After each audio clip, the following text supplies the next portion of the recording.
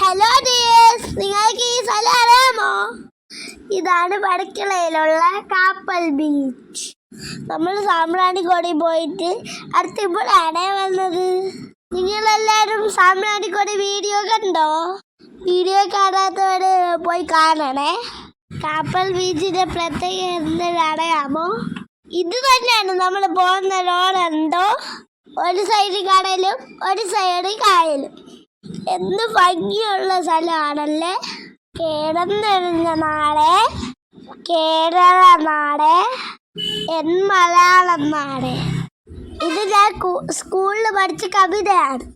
നമ്മുടെ നാടിന്റെ ഭംഗി പറയുന്ന എത്ര കവിതകളുണ്ട്. നമ്മുടെ ബീച്ചിലെത്തി. ഈ സ്ഥലത്തിൽ കല്ലിറങ്ങാൻ പറ്റൂല ഫ്രണ്ട്സ്.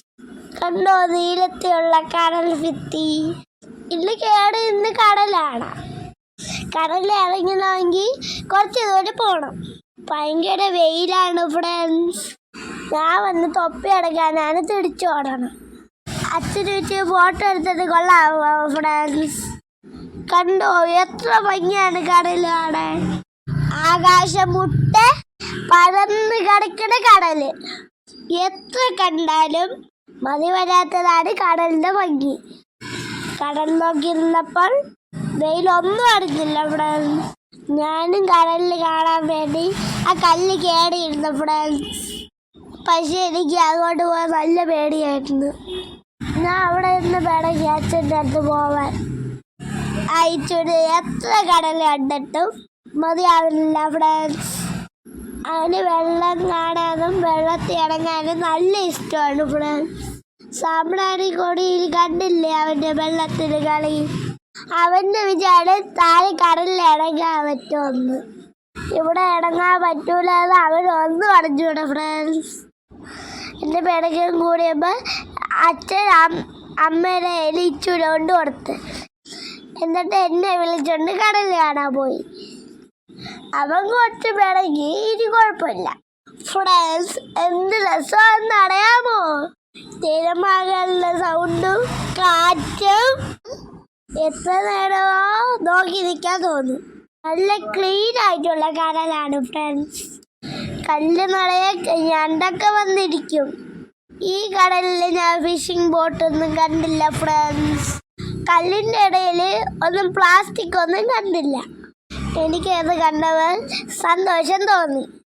അപ്പോഴാണ് അച്ഛൻ പറഞ്ഞത് കേരളത്തിലെ ഒരു ക്ലീനസ്റ്റ് ബീച്ചാണ് ഈ കാപ്പൽ ബീച്ച്. കടലിൽ തിരമാലയൊക്കെ ഉണ്ടാകുന്നത് ഒരു അത്ഭുതമാണല്ലേ ഫ്രണ്ട്സ്. ഇത്ര തിരമാല ഉണ്ടാക്കിയിട്ടും ഈ കടൽ ഒട്ടും ടയേർഡാവില്ലല്ലോ. കടലിൻ്റെ തിര കണ്ട് സന്തോഷം തോന്നെങ്കിലും അങ്ങ് ദൂരെ നോക്കുമ്പോൾ പേടി തോന്നും ഫ്രണ്ട്സ്. എത്ര ആഴമായിരിക്കും ഈ കടൽ. ഫിഷിംഗ് ബോട്ടൊക്കെ ദൂരോട്ട് നിൽക്കല ഞാൻ കണ്ടിട്ടുണ്ട്. ഒരു പേടിയും ഇല്ലാതെ എങ്ങനെയാണെന്നോ അവർ ഇത്രയും ദൂരത്തിൽ പോണത്.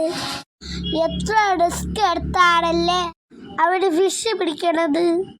നത്തോലി മീൻ മുതൽ വലിയ വെയിൽ വരെ ഈ കടലുണ്ട്. മീൻ മാത്രമോ, എന്ന് മാത്രം വെറൈറ്റി ജീവികളുണ്ട്. ഞാൻ ഈ ടെസ്റ്റിന് കണ്ടല്ലോ. എൻ്റെ ഓരോ സംശയം കേട്ട് അച്ഛന് ചിരിയും വന്ന് ദേഷ്യം വന്നു. എൻ്റെ പൊന്നോന്ന് പറഞ്ഞ് തലയിൽ കൈവച്ചിരിക്കണ കണ്ട.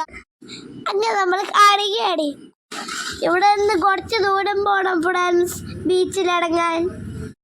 ഈ വെയിലൊന്നും മൈൻഡ് ചെയ്യാതെ ഇഷ്ടം പോലെ ആൾക്കാരൊക്കെ ഇവിടെ വന്നു. അങ്ങനെ നമ്മൾ ബീച്ചിലെത്താടായി. ഇറങ്ങാൻ പറ്റുന്ന സ്ഥലം കണ്ടപ്പോൾ എനിക്ക് ഒറ്റൊരു സന്തോഷമായി. നിങ്ങൾ ഇത് കണ്ടോ കടലിൻ്റെ ഭംഗി? ഫോറിൻ കൺട്രീസിൻ്റെ ബീച്ചിൻ്റെ ഭംഗിയല്ലേ. അത്രയൊക്കെ സൂപ്പറാണ് ഇവിടെ. ഉച്ച സമയം ആയതുകൊണ്ട് തിരക്കില്ലായിരുന്നു ഫ്രണ്ട്സ്. നല്ല ചൂട് സമയമല്ലേ ഇപ്പം. പക്ഷേ കടലിൽ നിന്ന് കളിച്ചപ്പോൾ വെയിലും ചൂടും ഒന്നും അറിഞ്ഞില്ല. ഈ ചുടി കടൽ ഒട്ടും പേടിയില്ല ഫ്രണ്ട്സ്. എനിക്ക് 3 വയസ്സായിരുന്നപ്പോൾ എനിക്ക് നല്ല പേടിയായിരുന്നു കടലിൽ. ഇവനെ കടലിൽ ഇടയ്ക്കില്ലാതുകൊണ്ടാണ് കടച്ചിൽ. നമ്മൾ കുറേ നേരം കടലിൽ നിന്ന് കളിച്ചു ഫ്രണ്ട്സ്. തുറന്നാൽ നമുക്ക് ഒരിടത്തും പോകാനുള്ള സമയം കിട്ടൂല. ഇതൊക്കെ ജീവിതത്തിലെ എന്നും ഓർമ്മിക്കാനുള്ള ഓർമ്മകളല്ലേ ഫ്രണ്ട്സ്. മാത്രമല്ല കടൽ ഇഷ്ടപ്പെടാത്ത ആരുണ്ട്? എന്നെ പോലുള്ള കുട്ടികൾക്ക് ഇങ്ങനെ പുറത്ത് പോകുമ്പോൾ കിട്ടുന്ന സന്തോഷം എത്രയാണെന്നോ. സമയം അച്ഛനും അമ്മയും നമുക്ക് വേണ്ടി മാറ്റി വയ്ക്കുന്ന ദിവസം. ജീവിതത്തിന്റെ തിരക്കിൽ നിന്ന് അവരും ഒന്ന് റിലാക്സ് ആവും. ഈ ഭൂമിയിൽ എന്തുമാത്രം സുന്ദരമായ കാഴ്ചകളുണ്ട്. അത് നമ്മളെ ഫാമിലിയുടെ കൂടെ എൻജോയ് ചെയ്യുമ്പോൾ പ്രത്യേക ഭംഗിയായിരിക്കും. ഇങ്ങനല്ലേ ലൈഫൊക്കെ എൻജോയ് ചെയ്യുന്നത്.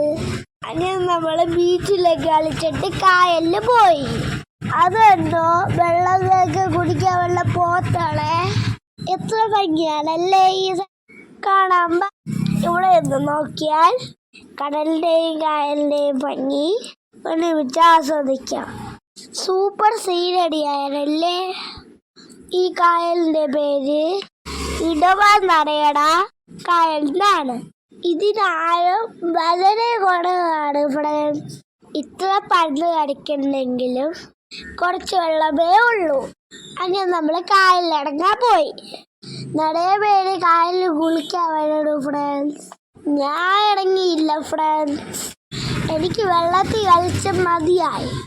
എനിക്ക് ഭയങ്കര കളിച്ചിലായിരുന്നു. അങ്ങനെ അവൻ ഇടയ്ക്ക് കുളിപ്പിച്ച്. കണ്ടോ അവന് ഒരു പേടിയും ഇല്ലാതെ നടന്നു പോണേ. ഒട്ടും ആരുമില്ല. നടുക്കൊക്കെ കുട്ടികളെന്ന് കുളിക്കണമെന്ന്. അവന് ഏറ്റവും ഇഷ്ടമുള്ള കാര്യമാണ് വെള്ളത്തിരുന്ന് കളിക്കാറുള്ളത്. വീഡിയോസൊക്കെ കണ്ടപ്പം നിങ്ങൾക്ക് മനസ്സിലായി കാണുമല്ലേ.